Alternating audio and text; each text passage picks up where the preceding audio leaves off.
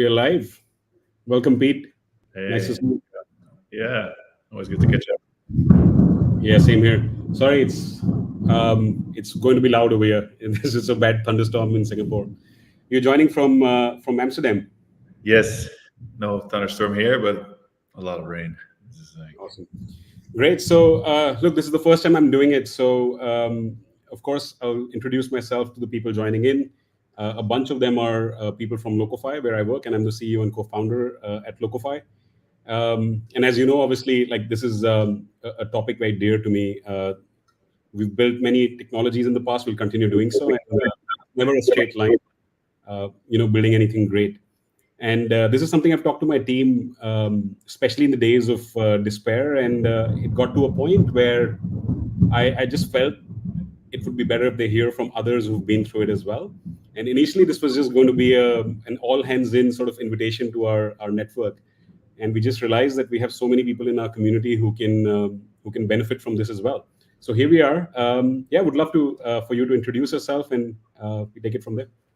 yeah. Oh, thanks for having me as your very first guest, and to many more episodes, hopefully. So my name is Peter. I'm a Dutch guy. I've lived in Asia for 15 years, and I recently moved back. I've always been in tech. I started my career in gaming in Beijing, working for a social gaming company and building games like Pet Society and Restaurant City. I'm not sure if you remember those. But it's Facebook games. It's a little Flash before Flash was murdered. And then that company got acquired by EA, and that's where I learned, like, hey, wait, there's this thing like VCs and Series A, and what is all this stuff? And then I wanted to set up my own business, and that's quite tricky when you're in China. So I actually moved to Singapore and to join a friend that set up an accelerator there for a large media company called Publicis. And while we were building that accelerator, we saw a lot of problems within the company, like internal communications, communication with customers, sharing inspiration. And that was at the time when there was this consumerization of IT thing happening, with Dropbox, and it was also the time that Pinterest started growing rapidly. So we decided, hey, why not build a Pinterest for business? And that's essentially how my first company got started. So I had a Dutch co-founder. We built the team. We spun it out of Publicis, raised a bit of money, and of course we pivoted because Pinterest for business is not in your main shopping basket when you set up a company. Rather, it's like communication and storage and project management. So we quickly iterated towards more like a Slack type of offering. That was the time that Slack was still being used internally at Radio, and I believe, there was a handful of other companies. But we actually saw WhatsApp be exploding on the work, which is problematic. So we built chat for work. We built that for 3 years, raised a bunch of money, and then Google came knocking, which we were very surprised about because Google just had a account management and sales department in Singapore at that time. But it turned out that they wanted to build a product office in Singapore. We were the starting point of that, and we joined a department called the Next Billion Users with the team, mostly to build payments for India, where the VP Caesar at the time, he had a good insight where, look what happened in China with WeChat, where your payments is essentially also your social network, and a chat app is payments, and you can slot in merchants and build a whole super app from that. So that was his vision for India, and that's how we started as 10 of us. The former Pi builders started. Suddenly we were a payment app team. That team grew hugely. There was a lot of money behind that effort as well, and the timing was perfect in India for various reasons. And that app grew to about 150 monthly active users. It's just insane time. Learned a lot. I was with Google for 5 years in the end. And then me and two people that I cared about dearly, and like that I really look up to in terms of their abilities and just like their humbleness and like just like how they approach life and build stuff. We decided, hey, let's build something new. Let's go do something in hard mode, which is consumer. So we decided to build something in consumer, and that's what Drigmo was. And Drigmo, we try to reinvent what the online review looks like. So we worked a lot with Google Maps, and we saw that there's so many touch points on Google Maps. There's so little real estate. That team works super, super slow. And just reviews has been a bunch of stars and a bunch of text. And I think we can do a lot better. And is Drigmo. We're building a new platform for restaurant reviews. That's quite a journey, man. I mean, I've always looked up to you. I think you know that. What I keep asking myself is, what keeps you going? Like, why do you have this itch to be a builder? And most people would probably take it easy after they've sold a company, and especially to a company like Google. Why do you keep going back to building? I think it's just I just don't stop. And sometimes I think about this where it's like, what am I doing? But I think it's trying to be, even if it's like a very small group of people, it's trying to be like trying to predict the future a little bit, and just like that hunger for trying to be like a global expert in something that's so niche, and where you just like you suck up the information, and the more you learn, the less you know, and it's just being that sponge of curiosity, and falling in love with the problem and the problem space.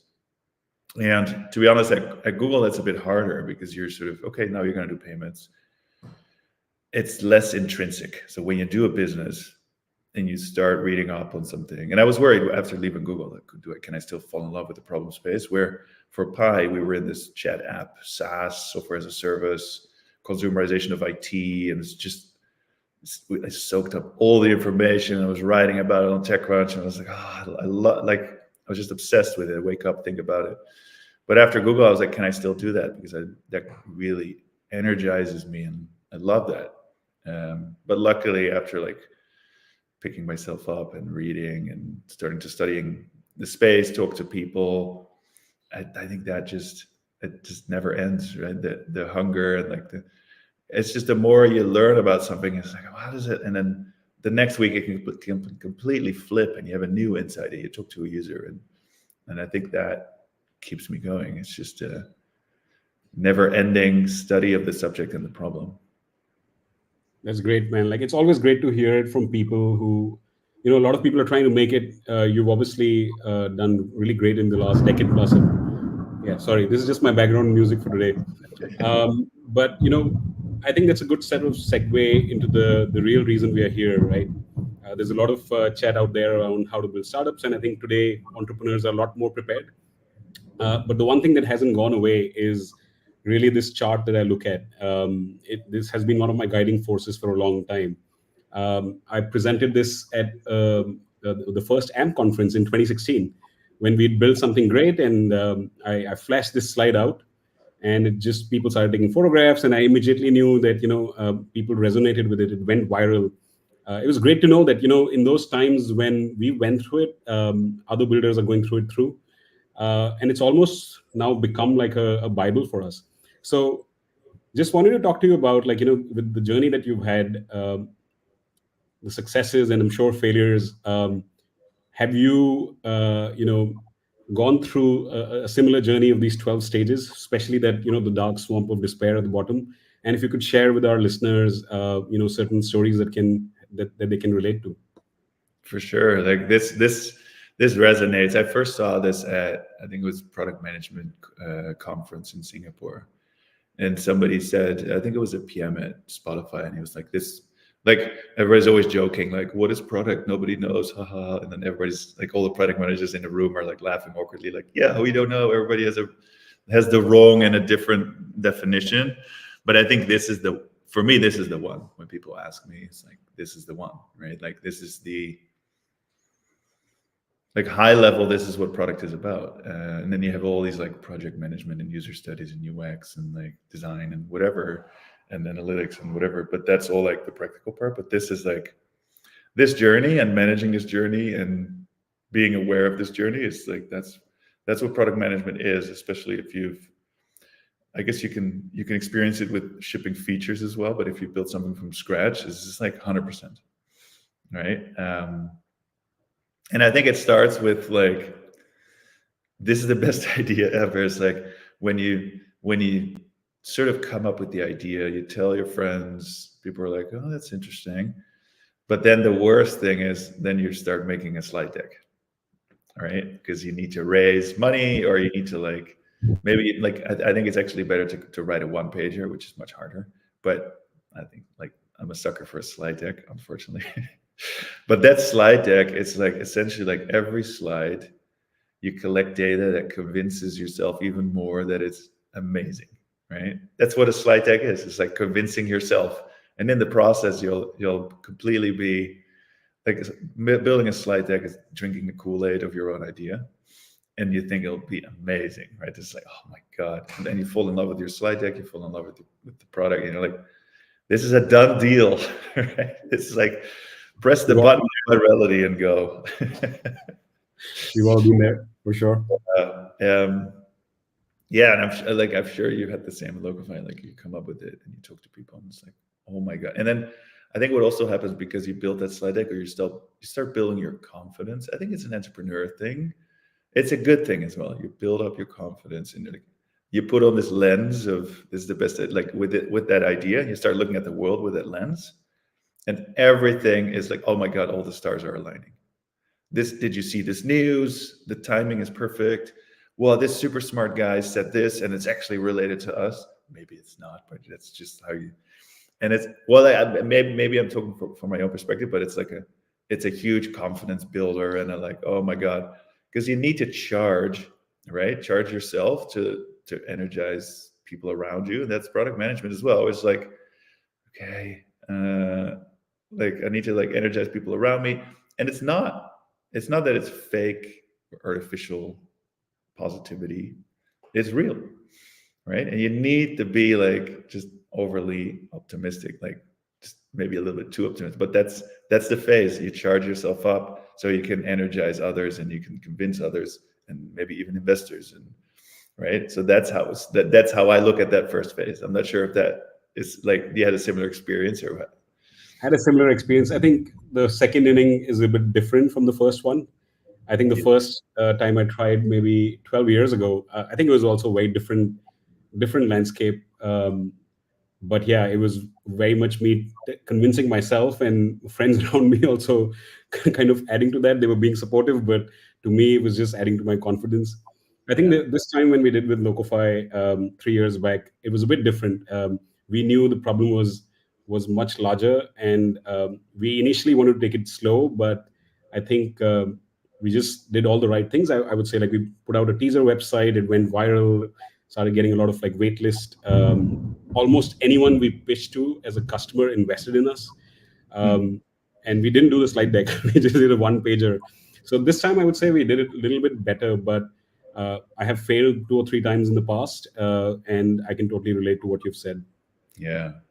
No, and it keeps growing, right? So with Pi, you talk to people, and you have these new insights, and you change the proposition, and you think about the slogan, and the, oh my god, this is like, and you're basically like, it's going to be better than sliced bread, right? It's just like, um, so that's the initial phase. But I think, yeah, like fairly quickly, then you have to like get to a point where the rubber hits the road, where it's like, okay, so you've envisioned a value proposition or something. You start specking, right? And you're like, we've got to build this thing, and we get so much user input. You talk to users, this is what they want. But I think like one of the hardest parts of product is translating something, and it's not like what people say literally, but translating your value proposition and what people react to, translating that into a product is not a like clear cut thing. And I think that's actually very often one of the hardest things, where it's like, because it involves all the disciplines, right? It involves, what is the person really saying? What do they really want? Like, yes, of course they want a faster horse, but why? And like faster horse is like it's a very specific example. Like, okay, you go, but like, okay, what is behind it? And especially when you do productivity or consumer, and consumer is often, I'd say it's harder because there's like, what is the problem, right? Especially if it's lifestyle consumer, it could be a multifaceted problem. So, okay, what are you going to do first? So translating that value prop that you can describe in your head, and then you put it on paper, it's like, okay, it's a bit more specific, but translating that into product is like, that's like going from very broad to like, okay, so, okay, how are you going to do that?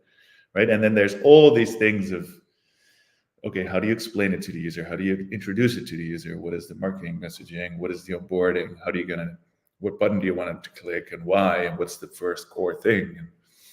And that needs to tie back to that best idea ever of that, wow, oh my God, the people are going to love it because that's the value proposition. Everything needs to align. And of course, it will not align. Right. And it was like, oh my God, it doesn't work. And how I didn't think about this. So you go 10 levels deeper and you realize, oh my God, I was Add to wrong. that, yeah, like add to that an investor conversation. Every investor conversation I've had, I've always come back with doubts because it's an investor's job to find holes in your theory, and Yeah. I mean they also have a much sort of a broader view as well. They talk to other companies in the space. They've seen some fail for certain reasons, and add to that, you're talking to your users, they're saying something else, your investors are saying something else. You should be doing enterprise, you should be doing this. Have you thought about this? Have you thought about that? And I think, yeah, it just becomes a hodgepodge of doubts and question marks, and you have to make some important decisions at that point of time. So what were some of those, I would say, decisions, maybe from the Pi days or from Drigmo, that you would say, you were kind of at the brink of falling into that dark swamp of despair, and possibly even did, and made through it? Yeah. So it's like in hindsight, you look at your product and you're like, yeah, okay, and everybody that looks at your product is like, okay, yeah, that's the product. But for Drigmo, for instance, it wasn't obvious for us where it's like, okay, there's all these food influencers, right? And then there's foodies. And then we talked to a lot of them and it's like, wait, they're different. Their egos work differently. Okay, now we need to, and we wanted to have a platform where people contribute their own experiences at a restaurant, but we didn't want people to, and then that's when you go into it, it's like, okay, this is great, okay, we want people to upload their content, right? And like, okay, so how do we, and then you don't realize this, but like, okay, some people might take selfies at a restaurant only and they're just like, whoo, and they look at it as some sort of an influencer product. It's like, shit, okay, we don't want that, right? So how do we communicate it that it's not about you, but it's about the food and the restaurant? And they're very basic little things. And it's like, okay, do we want a follower model? Like, you think everything is like table stakes and like, okay, we'll just take everything from out of the market.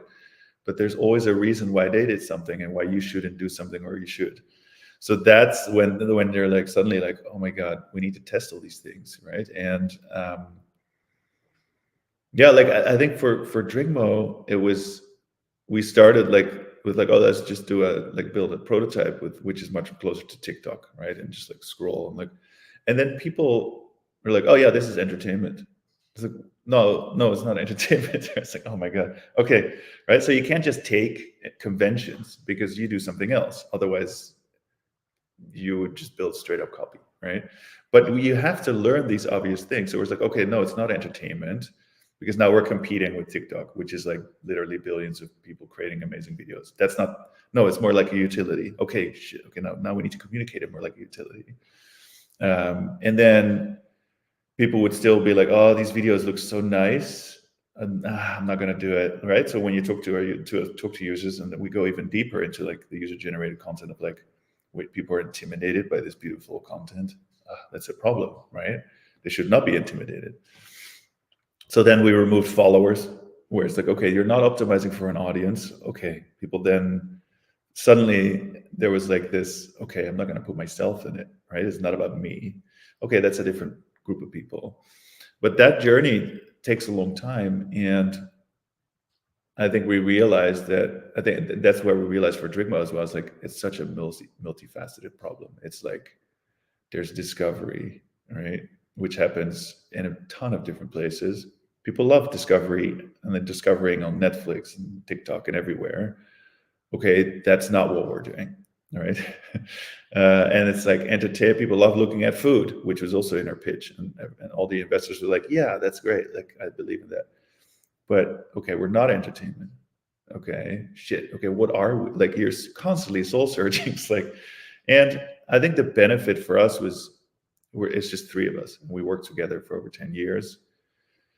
If you start building a company and you're like, oh, let me hire a lot of people, and we need to build up this team, and then you're going through this phase where basically every day your deep beliefs get challenged. That's like, and even for us three, it was like, oh, so annoying, right? Like, oh, it's also not this, and then we were like, oh my god, I entertain. No, it's not that, and that can be, if you're not aware that this is the process, it can be incredibly demoralizing. So that's why, and it's such a cliche, but it's painful. People say, look, no, you got to like throw shit out and test it and test faster and show more users. And sometimes that's hard because you set yourself up to believe something. You're like, oh, this is the best. Look, oh, this is amazing. No, I'm not going to show it to anyone because then they're going to piss all over it, Yeah. right? So that's the risk of like having that, like, oh, this is the best idea ever. The higher that one is, the lower the lower you're going to go when reality will hit you through users and just engagement around your app and everything. And Yeah. I make No, I like can every relate time, to like, how can you make it less steep, that line? Yeah, exactly. I've seen it myself. I've seen some close friends who started their companies. It was slightly different, but like they raised money at the point where it was, I would say, relatively easier. It's followed by a lot of excitement, and then that reality goes away, and then the new reality of actually going and figuring shit out and building it, only to be proven by our users that you were on the wrong path. It Yeah. takes over. You mentioned, you're building with your team for 10 years, your crew for 10 years. I can relate to that. My co-founder and I have worked together now for 10 years, third company together. Um, we have at least four more people I've worked with before who were like the crux of the founding team. To me, I think when you go through these, especially these dark periods, knowing that I'm working with a team that I can count on really really helps. Of course, like support from friends. Um, there's a lot of things. Different people get ticked by different things, but for you, how important is that? Working with a team that you've been working with and you can rely on, especially to get out of periods like that.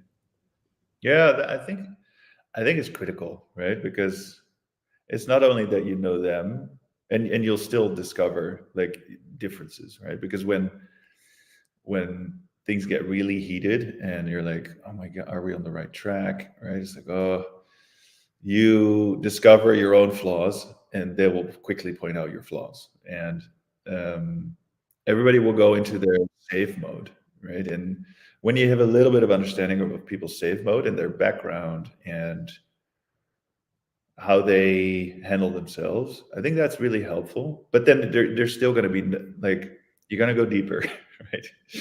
And you're going to discover more things, and you're going to get a mirror from them. They're going to tell you, Yeah, right?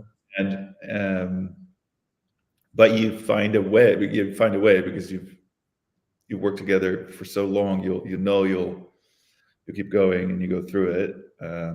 So I think that's valuable, that you know each other, you know each other's safety valves, you know each other's quirks of dealing with stress or insecurity, but you also know their, like, almost like family situation, or like what they're, right. So so you can sort of, and it's never balanced, right? Like, I have a different situation than my yeah, co-founders.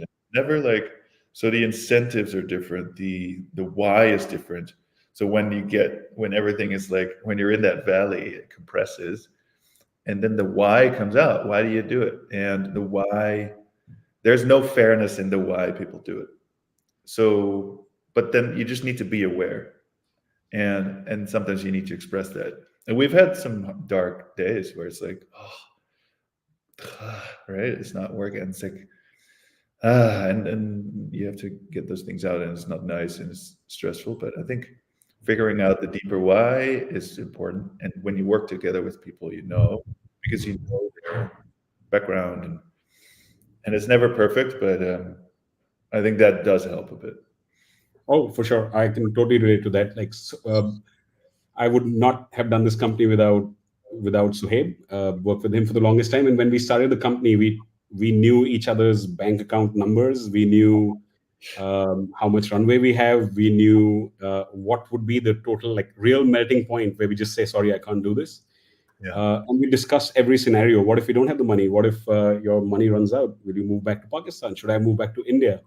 yeah, Everything. What if we just realize that things have gotten tougher and you hate me and I hate you? And that has happened a lot. I just got told today in the morning that mirror was shown today in the morning to me, and yeah, whatever you're saying is real. And it's like now been 3 years since we've started building Locofy, 10 years since we've known each other. We still find out so many new things about each other.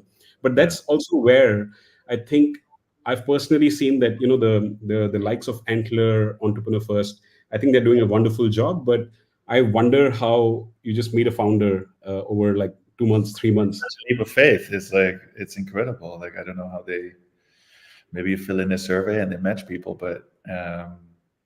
yeah, you need to know like the complementarity is like you can't figure that out instantly. It's not on paper because there's also complementarity in drive, in motivation, in like there's the energy that you have, right? Like what are people's save modes, and if they tend to be complementary, where it's like one person's save mode is just putting their head down and like grind, the other people's save mode is like talking to a lot of people and opening up the problem again and like and I think even for save modes they can sometimes be complementary.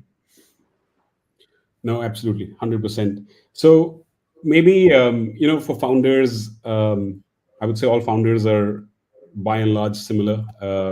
They they they bet on something that most people don't believe can happen, and then they get told on a daily basis it can't happen, and then they have to figure it out. They have no money. No one wants to join them because they can't pay people well. But some people do. Some people believe in the founder's vision, and they put their careers on hold. They also come from very difficult positions. Sometimes they have to quit like a high paying job and take this job, which is like one third or half of what they're making, and they're working much harder. They're sacrificing time with their families. So how do, like, in situations of when you're hitting that low point, founders can tell themselves. How do you, as a founder CEO, motivate your team in those moments? Yeah, no, I think one of the things is just to keep going, where it's like it's a bit of an ostrich thing as well. I think one thing is can you prevent the dip being so deep, right? One thing is preparing everyone like we're going to launch and this is going to suck, um, which is weird because you want to be overly optimistic but you want to be realistic as well, right? But then there's a lot of material out there right now where it's like you can launch fast and feel fast, and I think that's fine. Glorifying failing, I think it's like it went a bit overboard. um, but you're gonna have that relative valley, right, of despair. And I think personally, what I like to do is just keep sucking up all the information, right? And keep looking for signs and just be a bearer of good news. Where if you go out and talk to all the users, that's the lifeblood of the business. And if you, of course, there's going to be people there be like, "What the hell is this app? I don't what this is stupid." But there's also going to be users like, "Oh my god, I've looked at this for right." And I think those nuggets you want to highlight a bit, where it's the positive feedback from your early users. It's data that maybe you curate around engagement. It's like, whoa, this person added 100 places in their first session. Celebrate like all these tiny things that you're like, oh, right, because otherwise you get into this mode like, oh, I'm in the valley. But then also I think externally you want to look at, maybe there's a Reddit thread on like, oh my god, Google Maps sucks, I need something else. Maybe there's a TechCrunch post of a company that raised $500 million and is doing something similar, right? And maybe it's like, oh my god, this competitor has started to build this. See, this is where the future is going. Oh my god, TikTok is starting to build search for restaurant. They're hiring a vertical map PM around restaurants. Like, oh, this is great, right? And that, because those are positive things. There's like the why is clear, right? So I think keep sharing those and basically cranking up the volume on every little signal. I think that's like, so it's like, if you could, that's why I think it's important to have a vision as well, of like a bigger vision where you can keep pointing at, like, see, the world is moving there. We just need to like make our app click, right? There's the way we communicate it, the onboarding, the once it clicks, like we go to that vision. So that's generally, I think, like you just have to be, sometimes you have to be a bit ignorant and dumb, maybe even, where it's just like, that's your lens of the world. It's just only those glimmers and positivity, and the rest is like, doesn't, it's not constructive, right? The rest is, you read it, but it doesn't hit you. And maybe that's what makes an entrepreneur. It's like, you don't read the bad shit, you just look at the glimmers of hope, and you're like, oh my god, and you have such a biased view of the future, and that's win. Fully agree, man. Like we are building something that for there are times when even we don't believe can happen. But then one of the things that we did really well was our product is still in free beta. It's been like that for 2.5 years, but users have to fill up a feedback form to extend the trial every 3 weeks. So it kind of filters out people who are just not into your product and Yeah, keeps getting feedback from people who are into your product in a very automated way. We made a decision of making sure that that feedback is sent to Slack and our entire company is on it. And that yeah, was a big risk because we were like, look, on one side, we're trying to tell these young, bright engineers and also some of the engineering leaders to come and join us on this almost silly vision that, front end engineering can be automated and products like Airbnb can be built with two engineers and $50,000 in this next decade. But yeah, that feedback that comes in, there was a risk that a lot of them will be saying your product is shit, you don't know what you're doing, you can't automate my job, which we're not trying to, but like a part of it at least. But yeah, the positive was that 1 out of the 3 or 1 out of 4 feedbacks in the early days would just be like, hey guys, like I was able to build this app by myself in 4 days thanks to you guys. You guys are like helping so many people in so many ways. yeah, And that has truly been one of the things that gets us focused, especially in the days when we're like, this can't be done.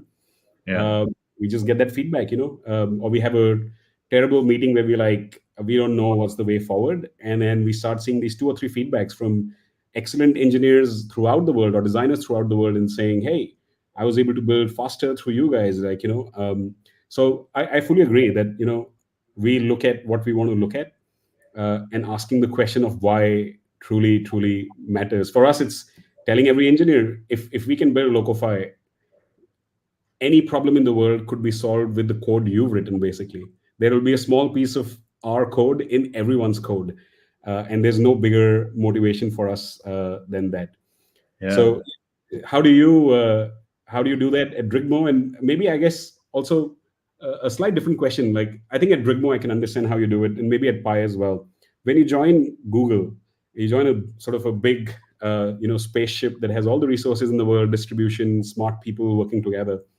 Did you ever hit the dark swamp of despair, especially with your background?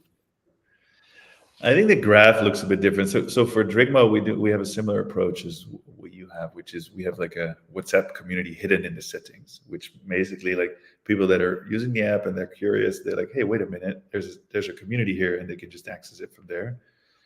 And that, you're right, that's like the lifeblood of people, like, hey, I'm from here, I'm using the app for 2 days, I'm like, this is great.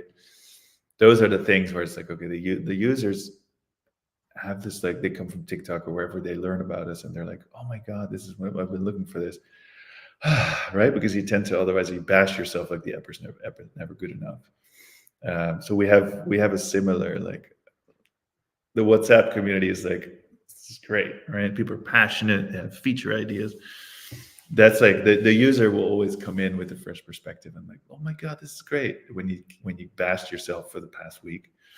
At Google, that graph is different. I'd say it's I think, first of all, it's a bit harder to get as passionate about the idea, right?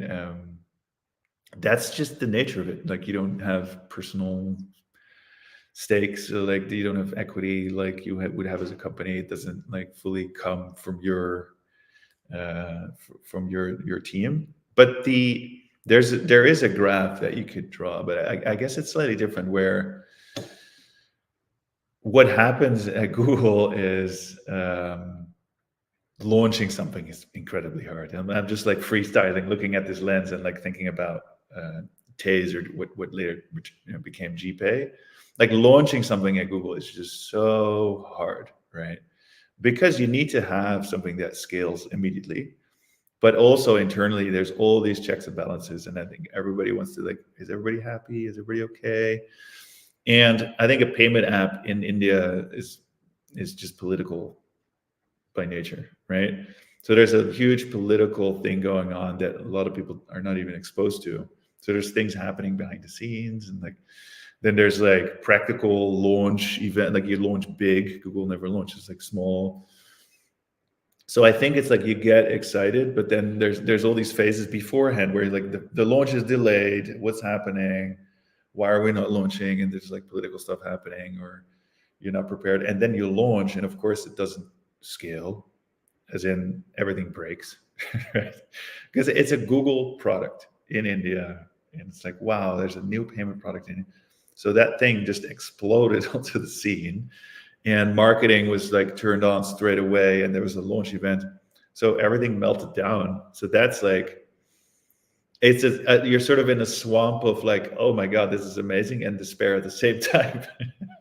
Right? So we were at our call centers, and we had like PMs fly in and just sit there and like, holy shit, the call center melted and payments get stuck, and we need to fix things really, really fast, which is incredibly exciting. Where it's like, oh my God, there's huge interest for this, right? And The expectations are so different when you're building for a startup versus when you're building for Google, of course. Yeah, so the despair comes from a different, like, wait, what? Is this solid enough? And then there's Rails that we build it on, UPI. Like, does this thing work? So we're like, wait, we have so many dependencies on these banks. Oh my God! So that is a different type of despair. It's more like a luxury. Well, like you don't want to lose trust, right? So it's a payment thing. So that was the despair. It was like, look, Google has a super strong brand. Now we're gonna basically put our faith into the hands of others, but also like, I'm not saying that we had everything in order, but the despair was more around, shit, how fast will this trust erode? Will it erode, and how fast? We need to fix things really fast. Otherwise we lose the trust, and people are gone, right? Check it out, doesn't work, payment gets stuck. Oh my God, can't pay my rent. You guys suck. I'm leaving. So that was like, you need to, like, it's a different despair. But then also, like, because it's such a commodity, payments, it's hard to really innovate in that space, which took a while for me to realize. Where it's like, if Google just builds it, people will come. You don't need to innovate. And I think internally we try to like do different, and like you don't need it.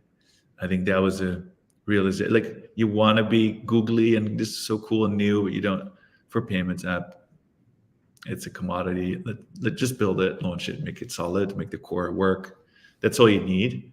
That was a bit of a realization where it's like, okay, it's not going to be super special.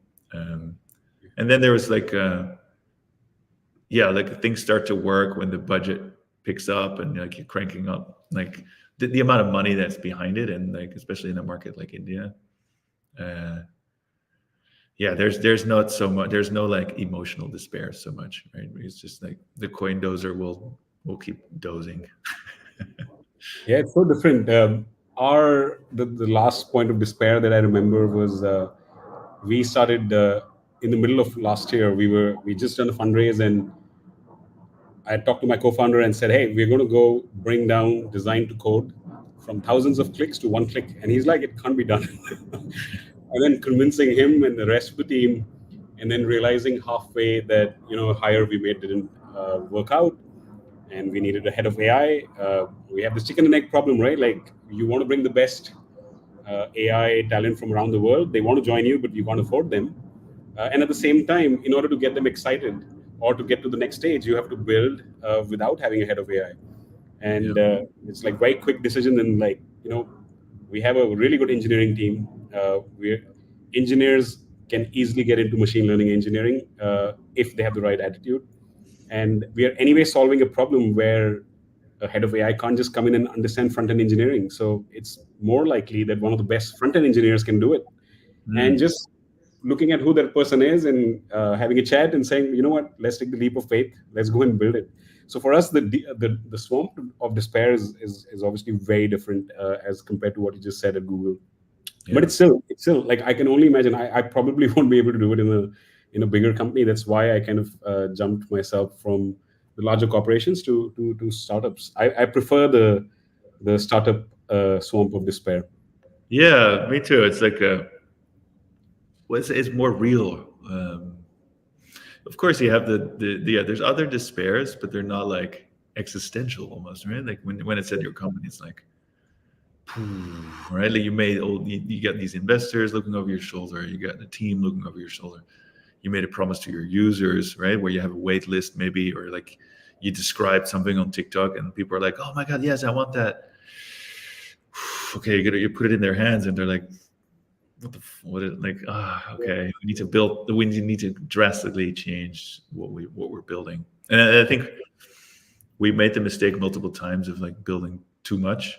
I think we're now in that mode again where it's like, and that's like, yeah, you're like, oh my God, because there's so much despair, you just keep building features and like, maybe this is it's actually harder to like, okay, take a step back and go deeper why and figure out, okay, let's strip this and highlight this.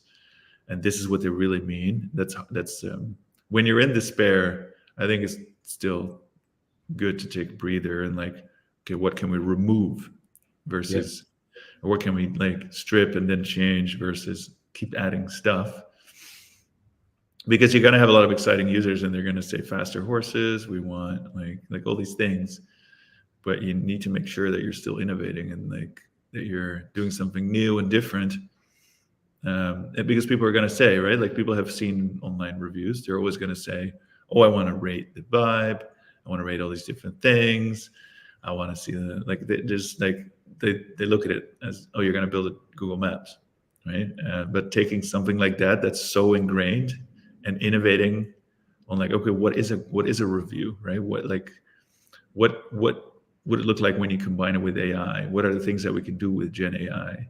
Why do people trust a review? Why don't people trust a review? What are the, how can we prioritize specific problem areas of like, you're planning a trip, you're walking down the road in a different city, Yep. like all these things, like all these use cases, we design around it. But yeah, like that's when you go deeper, where that's how you crawl out of the despair. It's almost never ending for me. The times when we hit like a roadblock and we figure something out, and I feel like I caught myself a break, my father calls me up just to remind me. He's like, so are you charging users? And I'm like, no, not yet. And he's like, how's that the business then?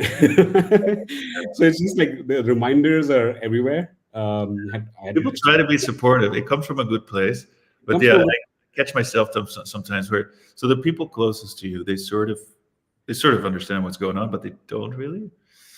And they try to be supportive and they're like, hey, how's it going? I'm like, oh, it's don't, what? I just talked about it for 10 hours with my co-founder. Yeah, some of my best friends actually invested in Locofy in the early days, and I was like, there is no way I'm taking your money. Uh, Yeah, I that's good. come I was just for gonna a say, break. I don't want yeah, to. The moment I hear from you, how's Locofy going? I feel like it's an investor asking. I know. Like that's, I always tell people, don't get your friends to invest in your business Yeah, because it's not that you're gonna have like a very different conversation. When a yeah, friend asks you, how are you doing? Then you have that lens of like, well, not so well because we're in like deep yeah, swamp. But yes, I'm not going to tell you because you invested your money and now you think like, oh, it's doing great. And then your whole relationship becomes totally artificial. yeah. So you And rather at have the your friends same time, close because yeah, yeah, and at the same time, saying no to the people that know you most and want to support you also feels like you're kind of stuck in the middle of like, I don't want to say no, but at the same time, I don't want to say yes as well. yeah, Fully relate to you. I can 100% relate to you. I've raised a few millions. Not that a VC's money is any different, but a much smaller check from a friend keeps me up more than a much larger check from a institutional investor. For investors, like you want them to have plenty of money. You want them to be super aware that there's a big chance that they're going to lose the money, but you also want to be able to just have beer with them. Just can you be open with them rather than like if they wear the investor hat, like, hey, how's it going? Should you double your growth? And okay, right? Like you have that drive by yourself. You don't need an investor for that. So I think the only thing an investor can do is just empathy. How can I help? Proactive, and just listen and really listen, and not just produce some article that they just read and like, oh, you need to grow, blah blah blah, week over week. No, it's just be so as supportive as you can, and that's it. I fully relate to that. Man, I've talked to you for so many years, and it's just weird that, yeah, talking to a founder feels so much like it gives me so much more comfort. As much as all the people around me are very supportive and they come from a good place, it's just talking to a founder is so much more, yeah, comfortable. Let's talk about like, we've just gone through, we've gone through many hype cycles, right? Like Web3 and all these things. I mean, people can shoot me for that, but the last 18 months to 2 years has been all about AI, and there's a lot of noise, but there's also a lot of good things. For a builder that's been building for more than a decade, 15 years or so, how do you think building today a new startup starting in 2022 or 2023 is different from a decade back? I think Sam Altman, sorry, said that we will be seeing the first one-person unicorn in the next few years.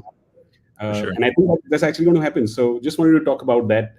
How do you think building is different today compared to 10 years ago? And a lot of our audience would be, founders who are first-time founders. What advice would you give them compared to, the last 10 years versus today? Yeah. No, it's already quite different than when we started Pi. So Pi was like 12-person team. You need to have all these engineers. I think that has completely changed. So we were quite lucky there, where we started right after COVID, where it was normalized to be sort of distributed. We raised a little bit of money. It wasn't a crazy amount, and we've always been super complementary, right? Where we didn't like, it was just the three of us, and we wanted to have like just low burn rate, just build very small, and just focus on product market fit, and that's it, right? And that's what we did, and because the valuation wasn't too crazy, we didn't raise a crazy amount of money. We didn't shoot ourselves in the foot, because the future is, like you said, is tiny teams, using AI, but also like platforms like remote.com to just hire global talent, right? Like and there's so many ways to vet talent these days. Like the due diligence on people. There's so many platforms where people can just like, and you can just sort of see the quality of their work. They can show their work. So for us, it's like, we're still three of us, super complementary. We can build super fast, obviously leverage AI. And if you need people, there's a global pool. I remember when in Singapore, it was like, oh, there's no design talent in Singapore. That was like 2012-ish, right? But that's gone, right? Like you just get people from like we have a part-time designer sitting in Paris, and she sends us a Chinese contract on remote.com. We have a studio in Colombia we work with. There's an analyst in LA that we have. It's like you can just like pick people, and they're part-time, or maybe when you really like each other, you get them to work full-time. That's one thing. So I would look at the world as a global pool. Keep your team tiny. Look at the world as a global pool. Also fundraising, right? Like we raised from a few investors that I'd never met. I contacted them on LinkedIn and just, hey, get talking. And if you're like, if it's like a legit click, then you can like just close money, like one call, and you get like, if you're building something legit and the click is real, then so you can just do all of that remote. I think the last thing I want to say about that is like something that you were already mentioning is like, it took a while for us to realize, but because like AI is really a platform shift, and building something Gen AI first that's I like it'll be like in 10 years you look back and it's like, whoa, like you remember like Web 1.0 happened. And you're Yeah. like, oh, I wish I started a company back then. Like, of course, it was a bit young, but like, it's going to be the same thing. And in hindsight, it's going to be like, wait, I was in the middle of it. I didn't see it. I think people, like, for me, I was a bit scarred. Not that I wasn't, I've never been in Web3, but like, Web3 is a platform shift. It's like, right. So I was a bit, I guess I'm a bit like skeptical because of that, but I think AI is different. And Yeah. AI does create productivity. Like, there's like real use cases, right? And like, yeah, I'm going to get a lot of some of our investors are deep in Web3, and I think there's a lot of value. But I think AI And I'm in the is same boat as you. yeah. we've flirted with Web3 a lot, and it might make sense at some point, but I don't think Web3 has the same impact as AI has. So I think, yeah, like you have to go AI first, right? And with Drigmo, we used to apply AI and like, okay, place summaries, and there's a bunch of AI to optimize flows, and like, okay, you don't have to type anymore because AI will predict. But I think now in the last couple of weeks, we're like, okay, let's go first principle and Gen I from the get-go, right? Like, what does it look like?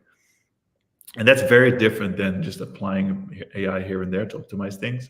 Just like, okay, clean sheet of paper, like what, like, and I think that's very different. So that's totally what I would do. It's like, okay, like first principle Gen AI versus, oh, there's an AI feature to optimize the flow and make it easier for the user, predict some stuff and whatnot. No, like, what does it look with a completely different perspective of like AI first?